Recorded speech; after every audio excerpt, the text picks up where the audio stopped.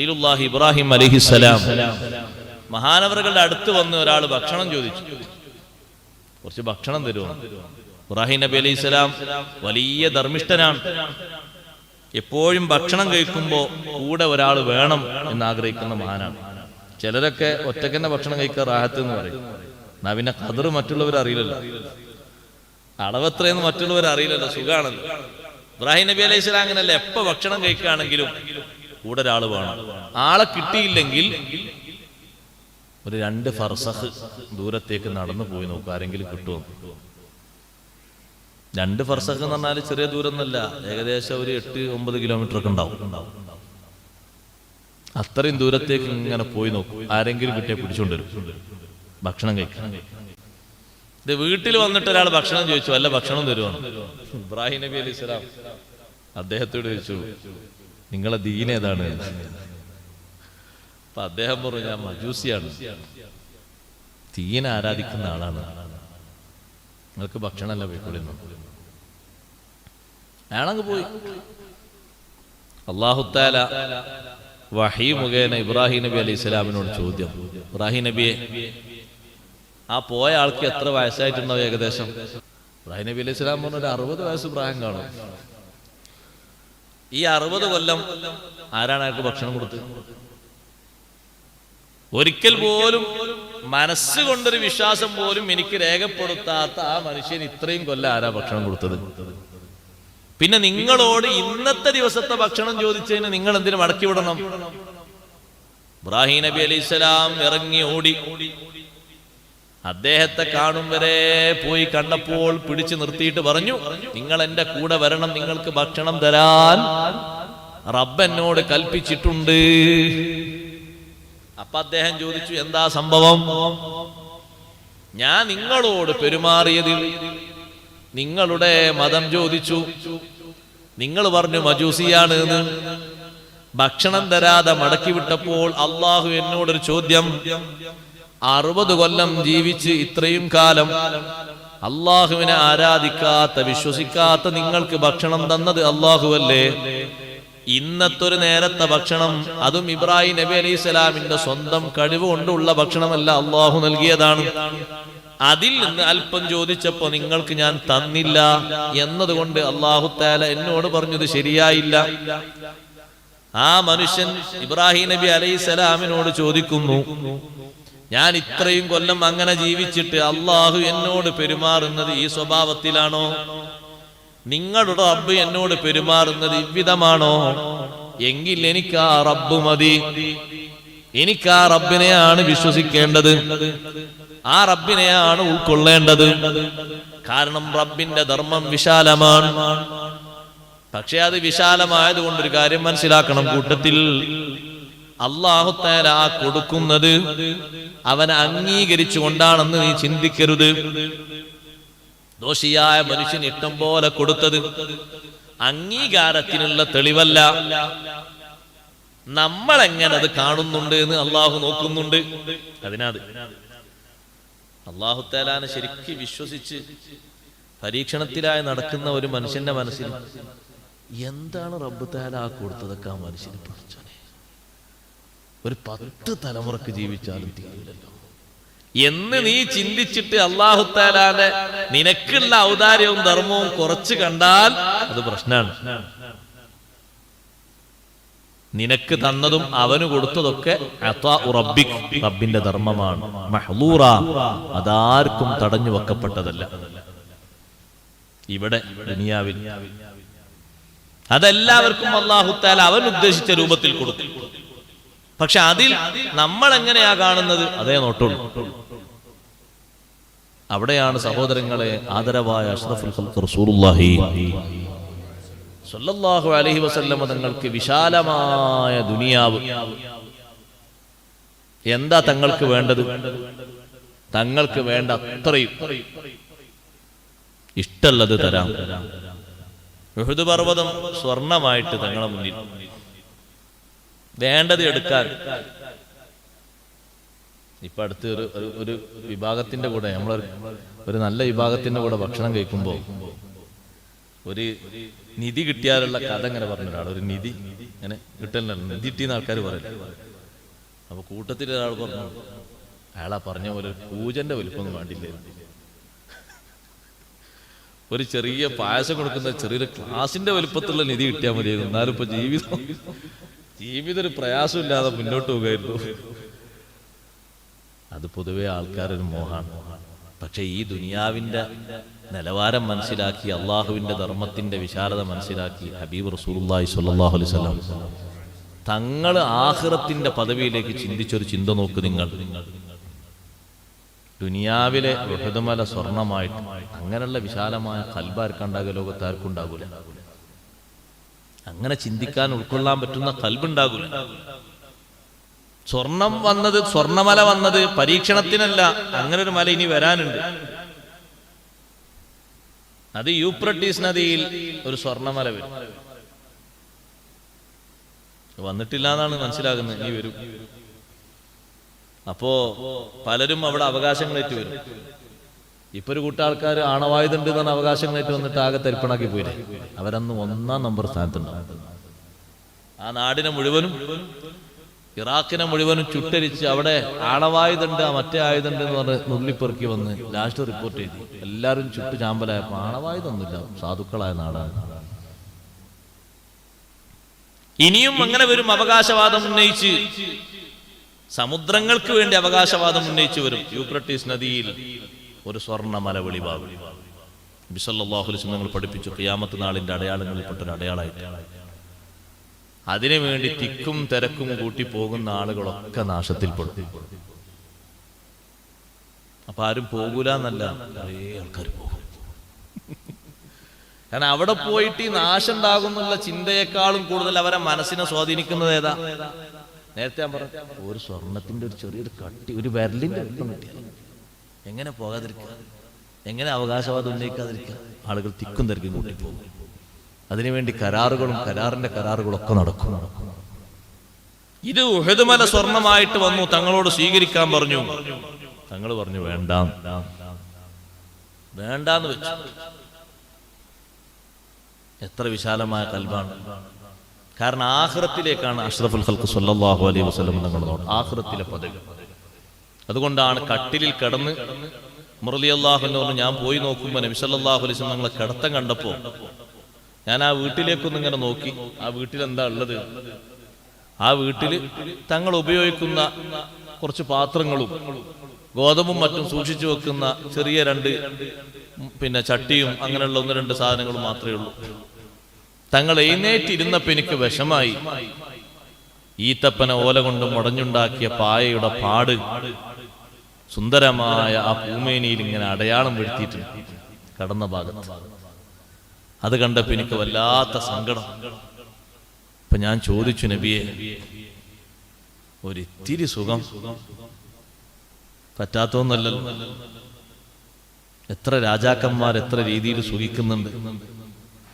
കിസ്റയും കൈസറൊക്കെ എത്ര സുഖത്തിലാണ്. ഈ ഒരു പായയിൽ നിന്ന്, ആ പായന്റെ മേലുള്ള വിരിപ്പും മാത്രമല്ലാതെ അതിനിടയിൽ ഒരു ബെഡും കൂടി ഇട്ട് ഒരു സുന്ദരമായിട്ടൊരു കിടത്തം.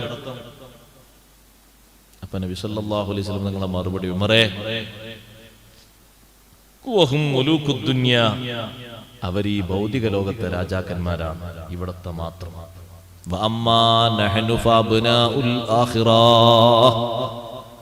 നമ്മൾ ആഖിറത്തിന്റെ സന്തതികളാണ്. അവിടുത്തെ സ്ഥാനമാനങ്ങളാണ് നമുക്ക് ഏറ്റവും കൊതിയുള്ളത്, താല്പര്യമുള്ളത്. അതുകൊണ്ട് ഇങ്ങനെയൊക്കെ മതി എന്നുള്ള ചിന്തയിൽ നബി സല്ലല്ലാഹു അലൈഹി വസല്ലം പൂർണ്ണമായും തൃപ്തിപ്പെട്ടു. റബ്ബ് തആല ചെയ്യുന്ന ധർമ്മം ചെറുതല്ല, വലുതാണ്. ഇവിടെ കിട്ടുന്നത് ചെറുതായി കാണേണ്ട, വലുതാണ്. പക്ഷേ ഇവിടെ കിട്ടുന്നതാണ് വലുത് എന്ന് ചിന്തിക്കരുത്. അല്ല, ഇവിടുത്തേതല്ല വലുത്. ഇവിടുത്തേത് വലുതാണെങ്കിൽ അതിന് ലിമിറ്റ് ഉണ്ടാകൂലായിരുന്നു, ഇതിന് പരിധിയുണ്ട്, പരിമിതിയുണ്ട്. എപ്പോഴും നമ്മുടെ കയ്യിൽ ഇത് ഉണ്ടായിക്കൊള്ളുന്നില്ല. ചിന്തിച്ചു നോക്കൂ, മനുഷ്യന്മാരിൽ ചിലരെ മറ്റു ചിലരേക്കാൾ നാം മഹത്വപ്പെടുത്തിയത് എങ്ങനെയാണ്?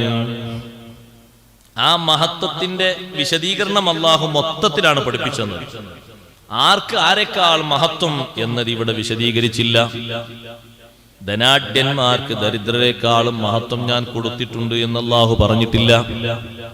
രോഗികളെക്കാൾ ആരോഗ്യവാന്മാർക്ക് ഞാൻ മഹത്വം കൊടുത്തു എന്ന് പറഞ്ഞിട്ടില്ല. മൊത്തത്തിൽ അല്ലാഹു തആല മഹത്വം കൊടുത്തു എന്ന് പറഞ്ഞു.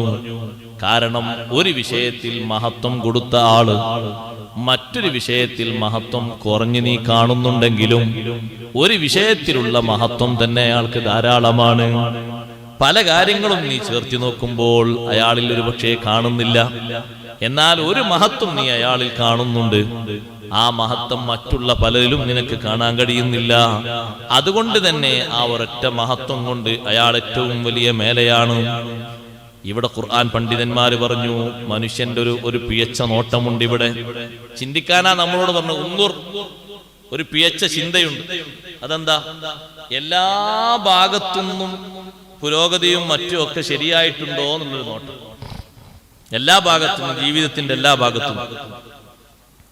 അല്ലാഹു തആല നമ്മളെ ഇവിടെ ഒരു സാമ്പിളായിട്ടോ അല്ലെങ്കിൽ മറ്റുള്ളവർക്ക് എന്നും ഒരു പകർത്താൻ പറ്റിയ പകർപ്പുകളായിട്ടോ അല്ലാഹു തആല നമ്മളെ വെച്ചിട്ടില്ല. ജീവിതത്തിന്റെ സൗന്ദര്യത്തിന് സൗകര്യത്തിന് വേണ്ട അനുഗ്രഹങ്ങളൊക്കെ അല്ലാഹു തആല നമുക്ക് തന്നു. നമ്മളെ കൂട്ടത്തിൽപ്പെട്ട ഒരാള് ഒരുപാട് അനുഗ്രഹങ്ങൾ അയാളിലുണ്ട്.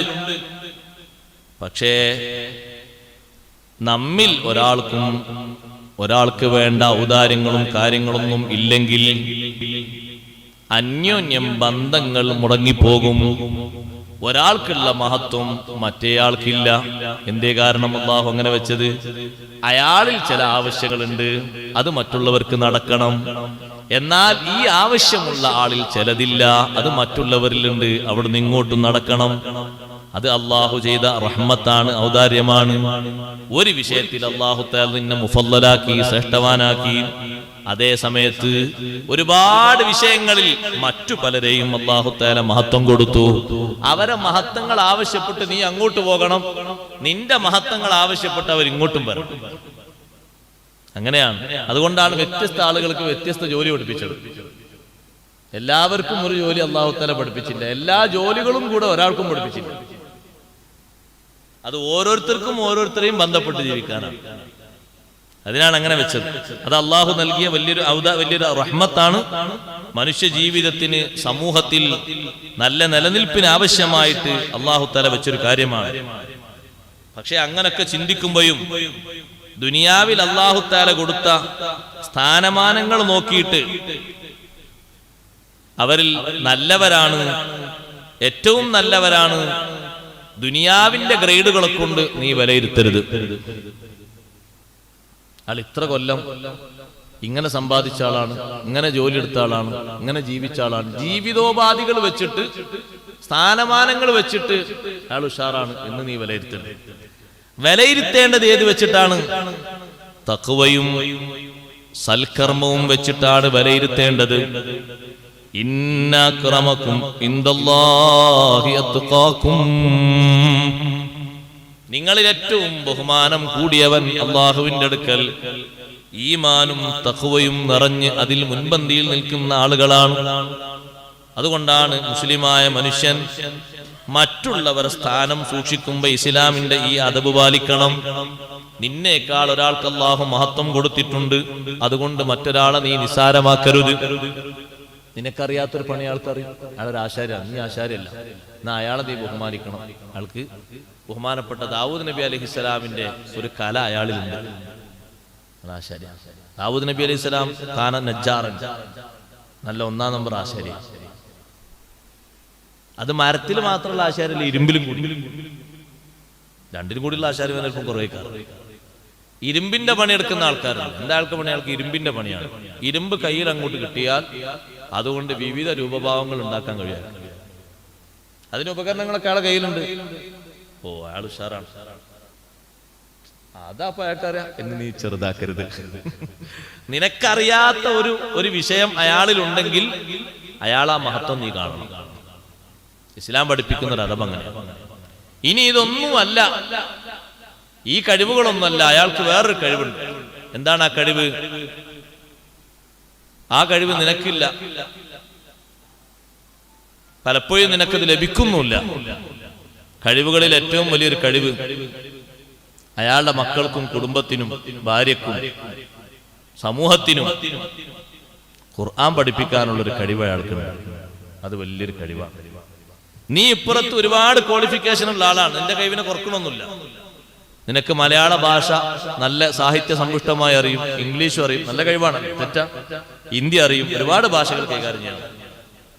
പക്ഷേ നിനക്ക് അയാൾ ഓതും പോലെ നല്ല ഖുർആനിന്റെ യഥാർത്ഥ ശൈലിയിലും രീതിയിലും തജ്വീദിലും ഓതാൻ കഴിയൂല. എന്നാൽ നീ അയാളെ നല്ലോണം ബഹുമാനിക്കണം. അയാൾ നിന്നെ ബഹുമാനിക്കുമ്പോൾ നിന്റെ ഭാഷയുടെ പ്രാവീണ്യം കൊണ്ട് നിന്നേക്കാൾ കൂടുതൽ നീ അയാളെ ബഹുമാനിക്കണം. കാരണം നിന്നേക്കാൾ വലിയൊരു കഴിവ് അയാളിലുണ്ട്. ഇത് മുസ്ലിം പാലിക്കേണ്ട, എപ്പോഴും സൂക്ഷിക്കേണ്ട ഒരു അദബാണ്. മഹത്വമുള്ള ആളുകളെ കാണുമ്പോൾ അവരുടെ ആ വിഷയം നീ ശരിക്ക് സൂക്ഷിച്ചുകൊണ്ട് നീ പെരുമാറണം. ആളുകൾ വ്യത്യസ്ത രീതിയിലുള്ള ആളുകളാണ്. അല്ല, ചെറിയ ഒരു ജോലി, കുറച്ച് വിനയമുള്ള ഒരു ജോലി എന്ന് പറയാൻ പറ്റും. വസ്ത്രം തുന്നുന്ന ജോലി. ചിലപ്പോൾ ആൾക്കാർ പറയും അത് ഒരു താഴ്ന്ന ജോലിയാണ്. താഴ്ന്ന ജോലിയൊന്നുമില്ല. എന്താ താഴ്ന്ന ജോലി? നല്ല പൈസ ഉള്ള ജോലിയാണ്. ഇതിനെ ഒരു തവാളുള്ള ജോലി എന്ന് പറയും. ആ പണിയിൽ അങ്ങനെ മുഴുകുന്നതുകൊണ്ട് ദൈവത്തിന്റെ മീമത്ത് കുറവുണ്ടാവും. അത് വേറൊന്നിലേക്ക് ശ്രദ്ധിക്കുകയാണെങ്കിൽ ഇങ്ങനെ അടിക്കുന്ന വേറെ ഭാഗത്തെത്തി പോകും. അപ്പൊ ശ്രദ്ധ കൂടുതൽ ഇതിൽ കൊടുക്കുന്നതുകൊണ്ട് അപ്പുറത്തുള്ള സംസാരത്തിന് മറുപടി പറയാനോ അതിൽ മുഴുകാനോ നേരം കിട്ടില്ല. അപ്പൊ അതങ്ങനെ മുന്നോട്ട് പോകും. പക്ഷെ അങ്ങനത്തെ ഒരു ചെറിയ പണിയാണെങ്കിലും ചില സന്ദർഭങ്ങളിൽ അയാളെ വാതിൽ പഠിക്കലും നിറയെ ആളുകളെ കാണാം. പെരുന്നാളിന്റെ തലേന്നും സ്കൂൾ തുറക്കുന്നതിന് മുമ്പൊക്കെ ആയിട്ട് ആളുകൾ ഇങ്ങനെ വരി വരി നിൽക്കുന്നത് കാണും. എന്താ നിങ്ങളിവിടെ? കുട്ടീന്റെ യൂണിഫോം അടിച്ചു കിട്ടിയില്ല, അത് കൊണ്ടു നിർത്തുന്നത്. എന്താ ഇവിടെ? ഞാൻ കഴിഞ്ഞ ആഴ്ച കൊടുത്തൊരു ഡ്രസ്സാണ്, നാളെ മറ്റന്നാളായ പെരുന്നാളാണ്, അടിച്ചു കിട്ടിയില്ല.